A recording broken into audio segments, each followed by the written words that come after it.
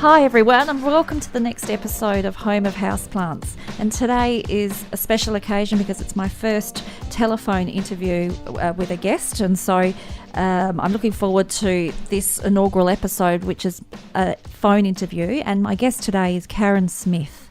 Karen, amongst many other things, is president of the Interior Plantscape Association. She's an award-winning horticulturalist who's worked in horticulture, the horticultural industry for almost 30 years.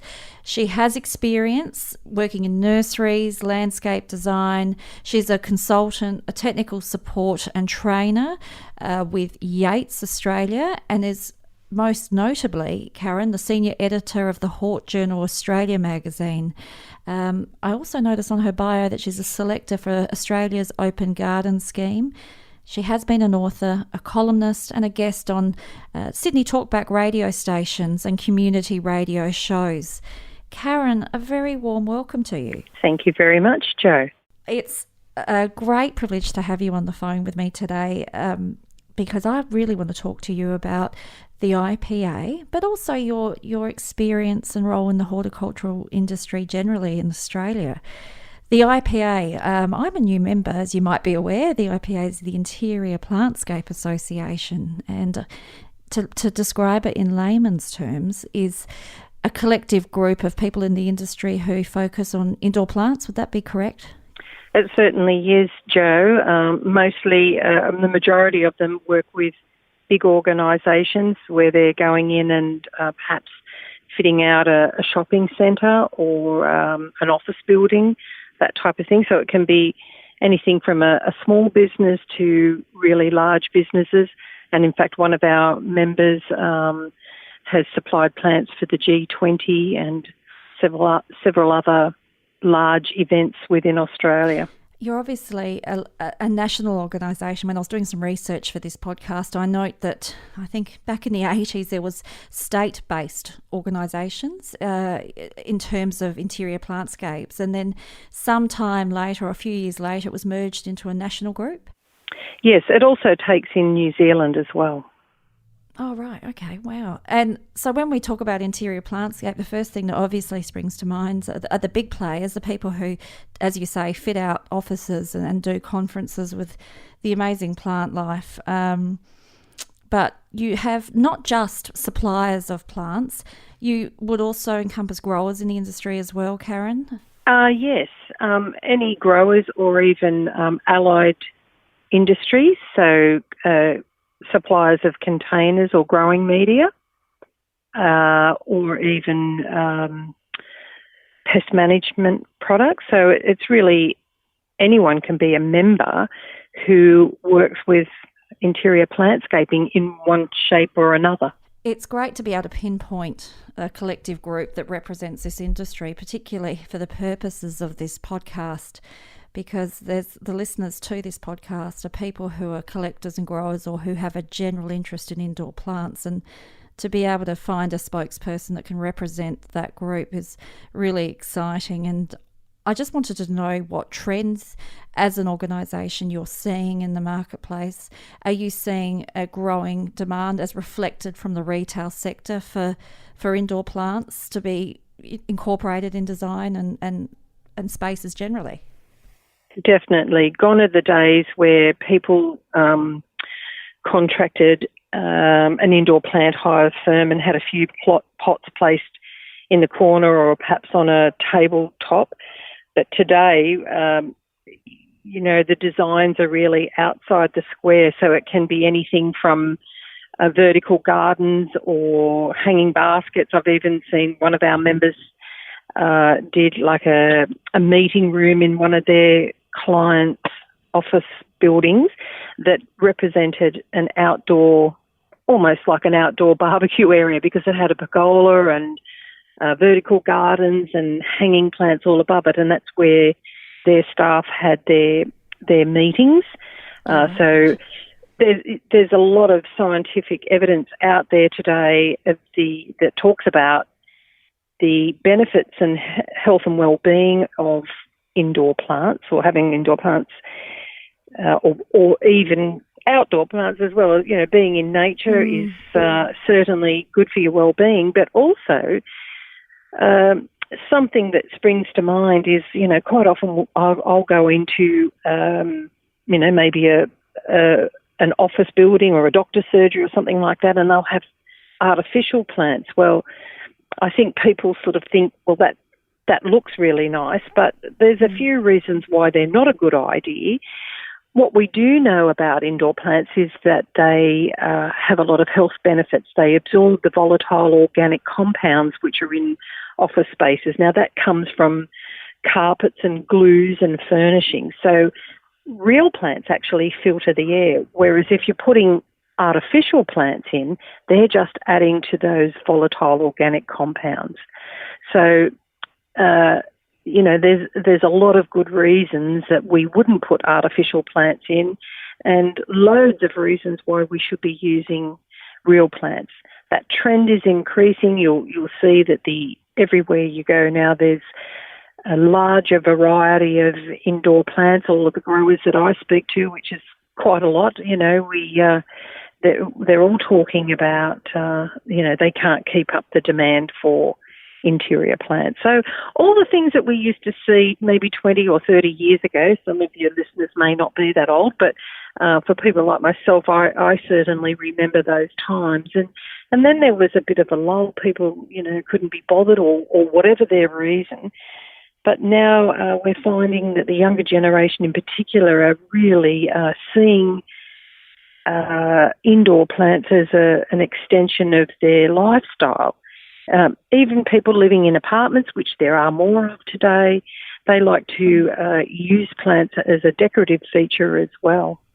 So there's something really jarring about a plastic plant when you walk into an office or room, and I don't think it's just people who are horticulturalists. I'm actually in the next few episodes, Karen, going to be speaking to some stylists, both vintage stylists and also people who style homes for sale. And I, in particular, have been approached by one of them to actually provide real plants for home styling for sale, because customers are just balking at the plastic tree in the corner. You know, when you've spent so much beautiful money on styling a home for sale, it's quite tacky as well, I think. Having a plastic plant in the corner on the desk, it's and they're usually covered in dust. Yeah, absolutely. And they're also a fire hazard. Really? Okay, there you go. Gosh, I can absolutely see that. Oh, so what I'm hearing from you, Karen, as well, is that the members of I can say our because I've joined recently as well as a member. Welcome. Thank you. That the industry is acutely aware of the trend that's happened over the last few years in the surge. It's absolutely been an upward surge, Karen, in demand and appetite for indoor plants, and that's coming from not just collectors but stylists, from fit outs in restaurants and pubs, and it's phenomenal. Well, it's kind of like when you think, if you go on a holiday, you might stay at a resort. Those resorts are always decorated beautifully and have lovely gardens. So, you know, you feel comfortable and relaxed in that atmosphere. So why wouldn't you want to create that in your own home, in an apartment, or whether you have a garden, you know, an outdoor garden as well. So we know that having indoor plants indoors in office spaces increases productivity. People are less inclined to take sick days. They feel good about coming to work because they're surrounded by beautiful things. It has a great impact on your psychological effect of being at work. So you think about being in an office that's surrounded by beautiful plants as opposed to somebody who's got a fake, dusty, old, sad-looking plant in the corner. You know, it says a lot. Just, you know, think about bringing your clients in to have a meeting at your office and it's looking beautiful. It's inviting, and they say that people have better concentration levels when they're surrounded by nature. So, you know, it's a no-brainer if you ask me.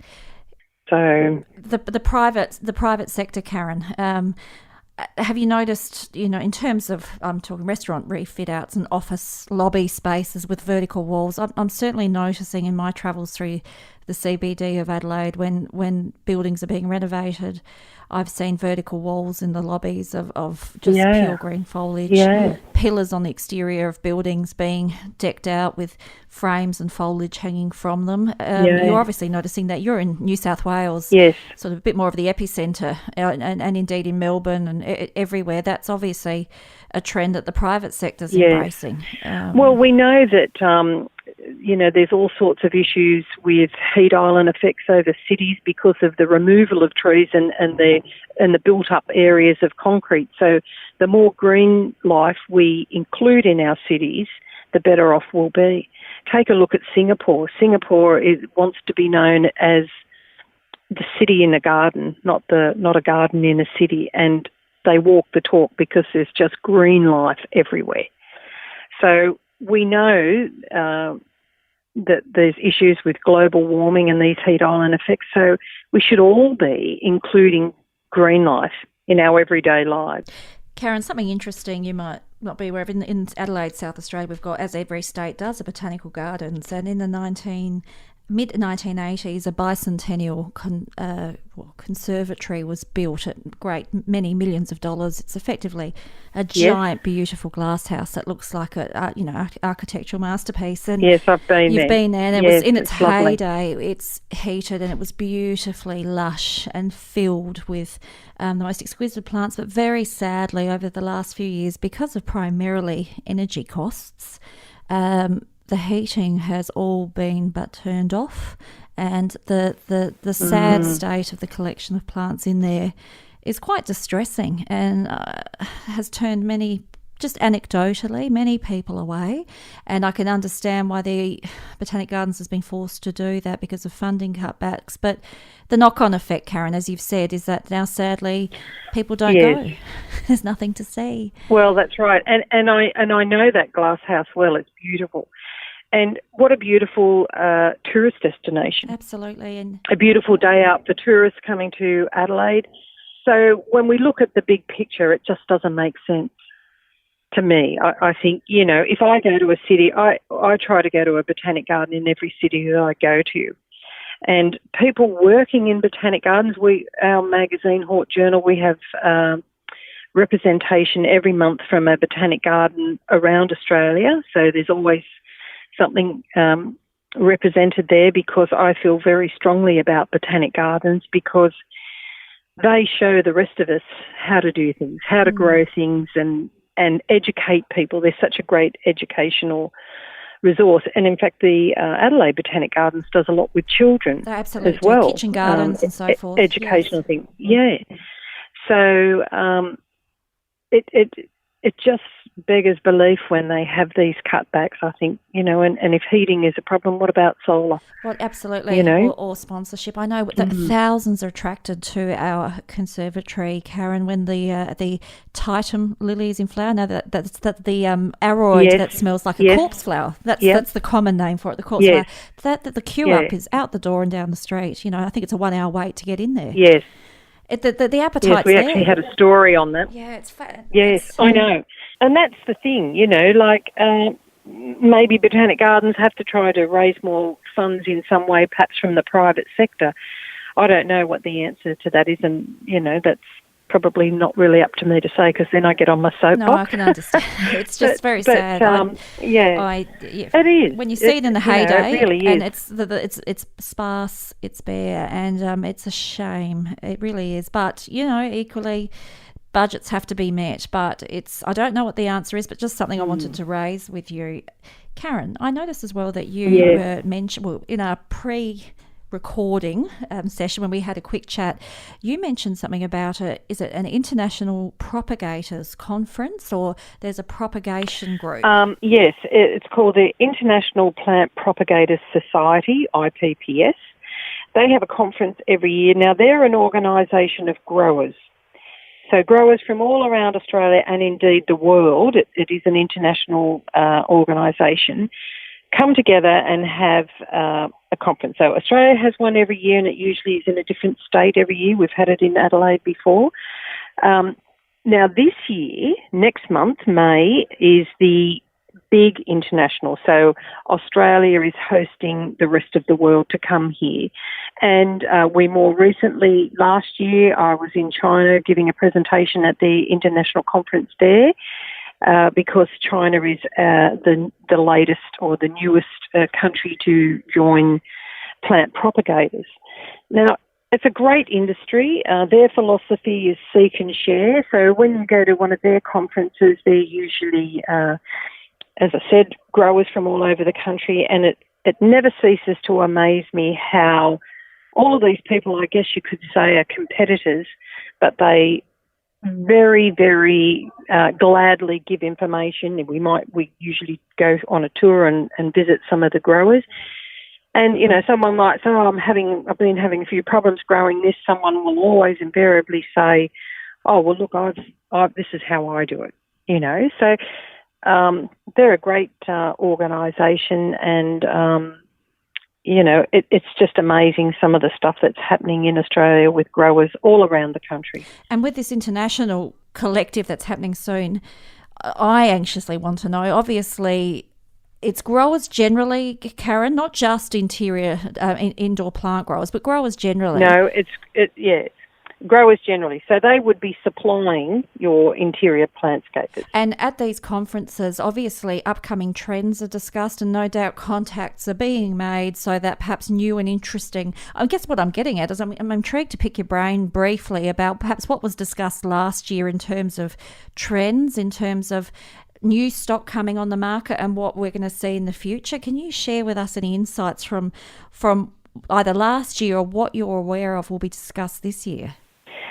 Look, there's one of the things they often will talk about new varieties of plants, although it's really mostly their conferences are really more about the growing technique. Right, okay.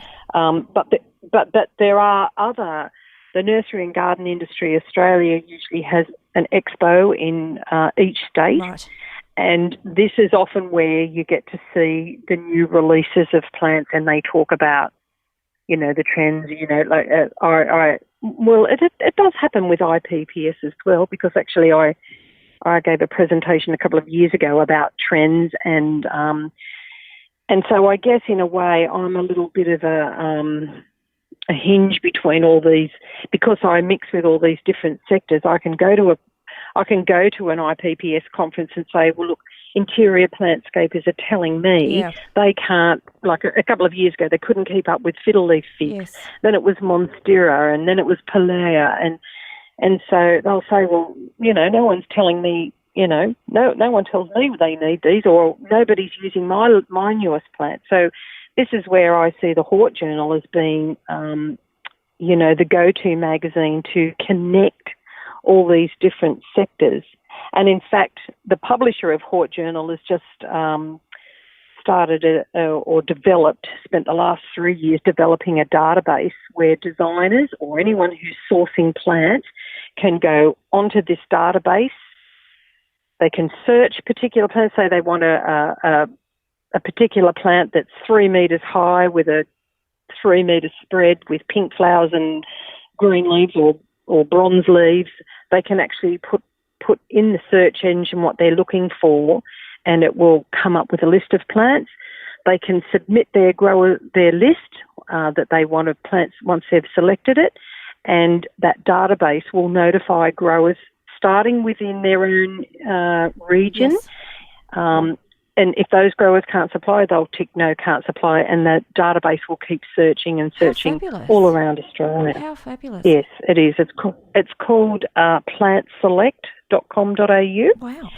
So this is a way of connecting growers and designers, because what I find is in my travels is that growers might be a bit, you know, find it difficult to get out there what's new. Yeah. So this database will have new varieties of plants on it.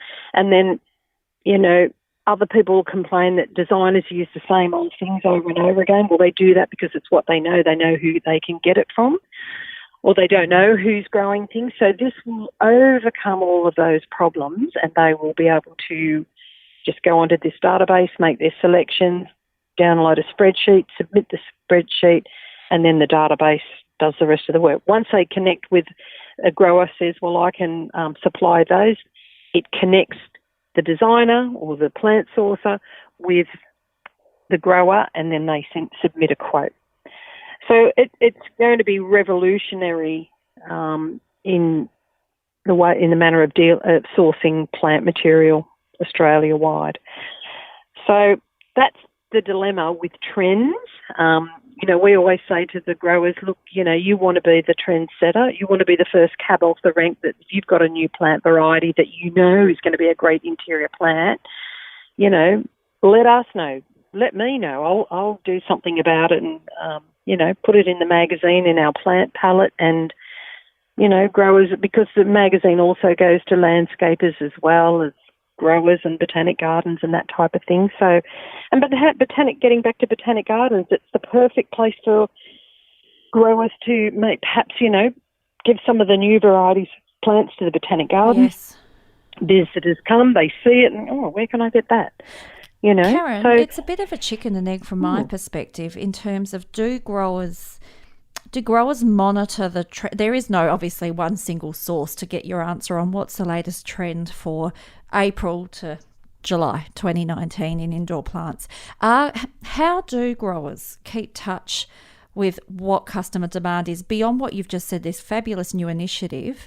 Are growers, if I can give you an example, obviously what's going crazy for the subculture of indoor plant collectors, whether that be on Instagram or social media, as you may well know, is the variegated Monstera. So your typical Monstera deliciosa with the splashes of white, and there's a few varieties that fit into there. And only in the last few weeks has there been a small release of these variegated Monsteras commercially, and I suspect someone a year or so ago has been able to import the tissue culture stock to grow into plugs to then sell on. Yeah. Is there one particular way, or it really is people just trying to, growers monitoring social media and magazines? Yes, it's all about advertising and promoting that product. And it's a funny thing because I was talking to a grower recently about Pilea, and he said last year you couldn't get your hands on these anywhere. So he bought in a whole heap of plugs and started growing it, and he said now it's a dime a dozen.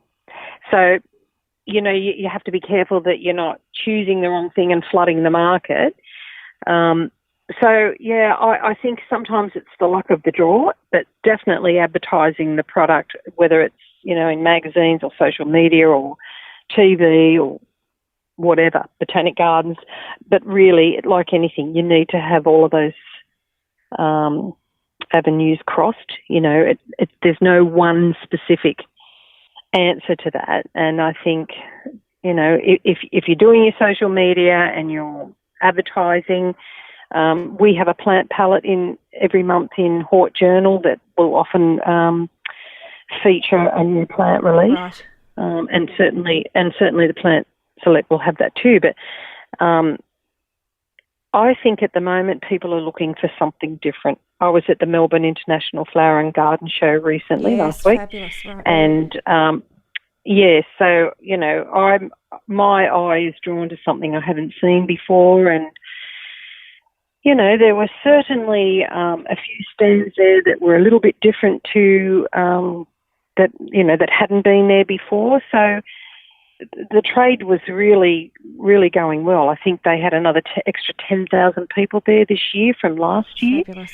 And there was definitely, the designs had way more plants in them. So I think we had 10 years of drought, some years ago, and everything seemed to go back to grasses because they could cope. But, it seems that a lot of colour is popular again, definitely colourful foliage as well, which I think is a great idea, because when they're not in flower, you still have that definition in the garden or in the plantscape. Yes, it's a tricky one. It is It's a tricky one for everybody, and I think it's just a matter of for the person who's sourcing plants to be continually searching for yourself, for example, with your business. You need to be on top of what's out there, who's selling what, and maybe getting a few growers' lists. You can go onto Plant Select. It's actually free for people who are sourcing the plants. Right, I'll do that. That's been a great tip from today. Karen, it's obviously I saw a lot of social media posts from people in attendance at the Melbourne International. Now, is it Flower and Plant or Flower and Garden Show? But it was Flower and Garden Show. Flower and Garden Show. Melbourne International Flower and Garden Show. So in short, we call it MIFGS. And it's just absolutely, just the imagery that came out of some of these social media posts was exquisite, and giving hope to the resurgence of horticulture again. As you say, after a very dry patch, and I think you're right. That is the trend for me, more so than the sub trend of variegated plants, which you'd be aware of, Karen. People are loving the splashes of 2 or 3 colours on a plant, but it's the trend is for hard to find, rare and unusual, something different to what the big box stores offer, which is what they can obviously buy in large quantities, but which is the same at every store. And they have a limited range as well. They tend to focus on what's popular and what will sell because they buy in for the whole country practically. Whereas independents will be able to tailor for their own clientele and source, smaller quantities usually of things that are a little bit unusual. And certainly from an interior plantscaper's perspective, they're always looking for something that's going to have a bit of a wow factor. You start to see these days, like I said earlier, in the old days you just hired a pot plant, but today there may be several plants in one pot that, one might be tall, one might be hanging, one might be variegated. So you get these different textures within one pot or one container, It's ever evolving, and just jumping back to the plant hire aspect of your organisation, they obviously have to also keep on top of trends and also face the same difficulties that retailers have in terms of when the fiddle-leaf fig was huge, and it's still up there. It's a fabulous corner filler, and it does take the breath away when it's, in its prime, but demand continues to outstrip supply. It's, I can't keep plants long enough. But there's also, with interior plantscaping, you also have to be very mindful of what will grow indoors for an extended period of time, because in reality, there is no such thing as an indoor plant. They all grow outside. They may grow in sheltered areas and stuff. So, it is an unusual environment. You're indoors. You've got air conditioning a lot of the time. So you also have to make those selections with things that are a bit hardy. So that does, reduce a lot. I see people buying things as indoor plants sometimes, and I think, oh, good luck with that. And they need to be mindful that sometimes they need to be rotated. Perhaps, bring one in, take one out, and swap them around and that type of thing. Because, for an interior plantscaper, it usually comes with a maintenance contract. So they're in there, they're checking for pest and disease and making sure that they're fertilised and getting the right light requirements, because some things require more light than others. So there's all those issues that, someone who is an expert in that area can help people overcome, and make those right selections to begin with. Yes, and you get sort of the advice and guidance as well, and in particular, as you said, with the hire companies, they can hold your hand through the process and make sure you always have a plant in prime condition. But you're right, for people who are buying them perhaps for their own home and apartments, if you're new, you do need a bit of advice. And unfortunately, yes, as you say, if something looks great on Instagram, may not necessarily translate to your home environment. That's right. And sometimes they see something on a social media site that's growing in Germany or the Netherlands or somewhere like that. So our environment is totally different.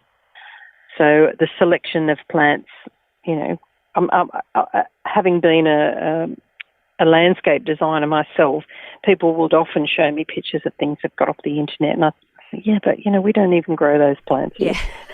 Or you put that there and it'll last you 5 minutes. So, it's a funny thing with interior plantscaping, because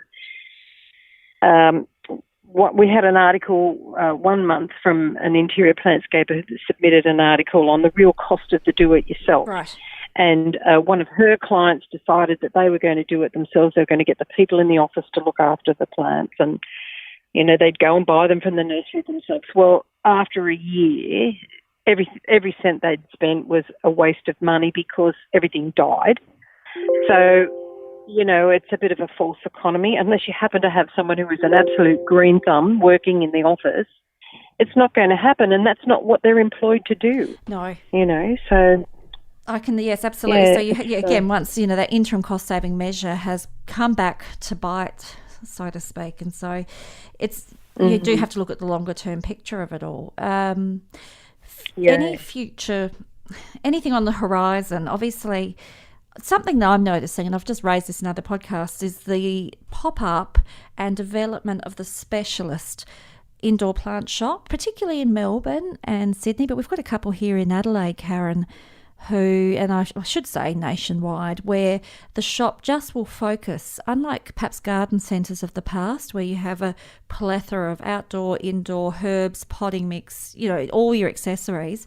I'm noticing just a constant ballooning of just specialist indoor plant shops. Something you're aware of as well? No, not really. I mean, I have seen some little boutique shops in Sydney that are sort of like a semi-florist type that does a little bit of both floristry and indoor plants, but I haven't seen any specific to just indoor plants, but maybe I haven't been looking enough. Yeah, there's just That's not to say that they're not there, No, I've just, because I'm sort of very active on social media, I'm just noticing a lot who do open up, and the names escape me at the moment. I think it's the Greenery, Sydney. They're just these little shops that open who just sell a selection of indoor plants, and they seem to be doing quite well. Obviously catering for a demand, but of course then, like myself, there's a range of indoor plant sellers online, and it's almost, Karen, the resurgence of mail order plants again. That used to be a thing, didn't they? I think in the 70s and then, the 60s, where people get plants mailed to them, and there's a bit of a resurgence of that as well. Obviously, the only way you can get a plant to the customer, but the industry's aware of that as well? I think so. Another thing that we've noticed is these pop-up events, advertised on social media, where you get your time slot that you can attend, and there's funky music. It's sort of aimed at targeted at the hipsters.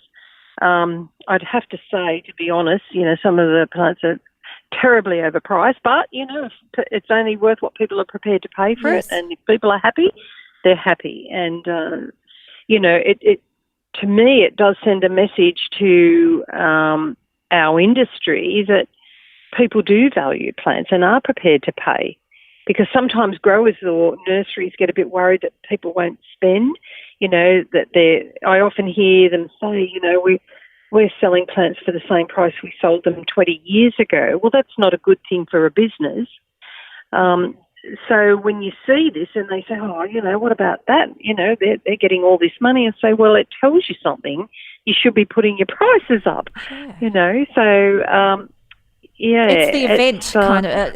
It's a new approach to marketing, I think. It's a little bit perhaps of an evolution of the industry, where it's a movement away from your traditional, for this particular niche, Karen, but a movement away to cater specifically to perhaps the younger market, where you do make it an event, you do build up the hype around it. There is, as you say, the funky music being played, and it's exciting. It's making plants exciting. Oh, I think so too, and I think the younger generation wants to buy something that looks great from the start. Like my days of working in a garden centre years ago would be people would come in and buy lots of smaller things and get value for money and that type of thing. Whereas today they say, no, I want that advanced one. I want the beautiful pot.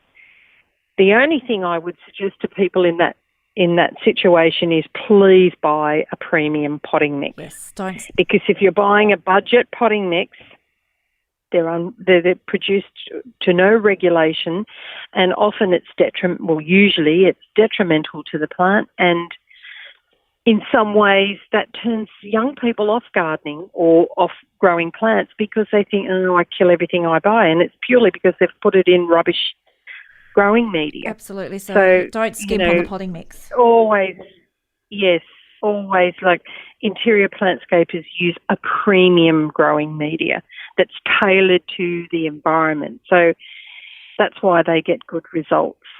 But if you're buying beautiful plants and beautiful pots, please don't skimp on potting mix. Something obviously for growers to be aware of as well, Karen, is that there is a demand for more established plants, isn't there?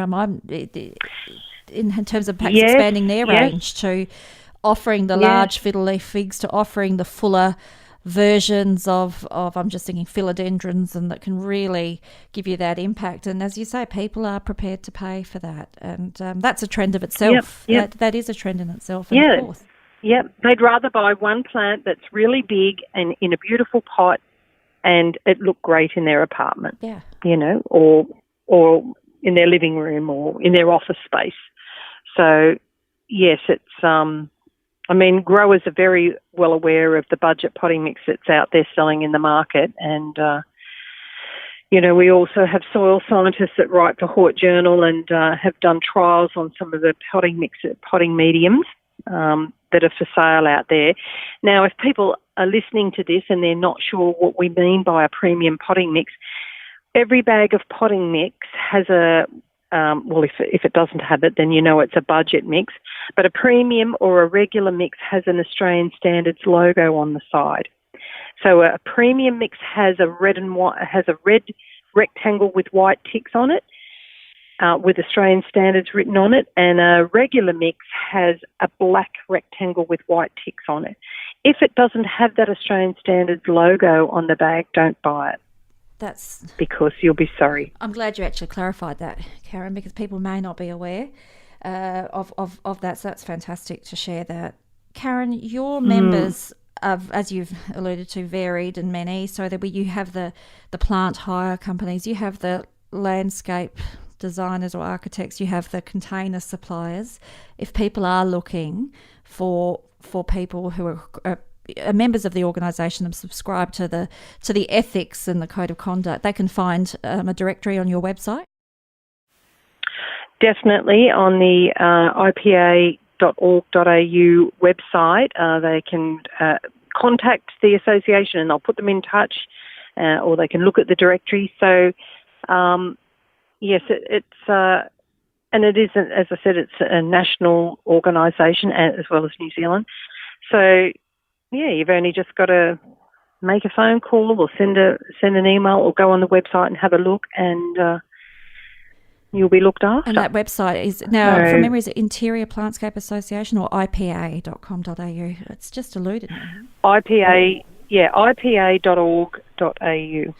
Karen, thank you so much for speaking with me today. I'm glad that this is all... Well, thank you very much for inviting me. It's been my pleasure. I'm very much looking forward to taking up an invitation to interview some of your members in the future. And as we know, they're many and varied from different aspects. But I look forward to sort of doing that and exploring the membership base further and speaking to some of them, because there's obviously a wealth of knowledge and experience out there, and showcasing some of the work of the members. I'm looking forward to doing that. Oh, yes. Some of them are very creative and have really transformed buildings with their creative designs and beautiful plants. Karen, thanks for joining me today, and enjoy your weekend away. I certainly will. Thank you very much, Jared. Bye, Karen. Thank you for listening to this episode of Home of Houseplants. I really do hope you enjoyed it. If you did, I would love for you to subscribe and leave a review, as it does help many others find the podcast, and in particular those that share the passion, the obsession that is growing indoor plants. I would like to give a shout out to Music Bed for the fabulous cool beats that you've heard during the course of this podcast and throughout the episodes. Home of Houseplants has a licensing agreement with musicbed.com to support the artists, both emerging and established. If you do wish to contact me, please do so via Instagram at Home of Houseplants, or via my email address, which you can easily find on the website, homeofhouseplants.com. Please enjoy the week, the day, your evening, whatever time you are listening to this podcast. And I look forward for you to join me on the next episode, whenever that will be in the future. Bye, guys.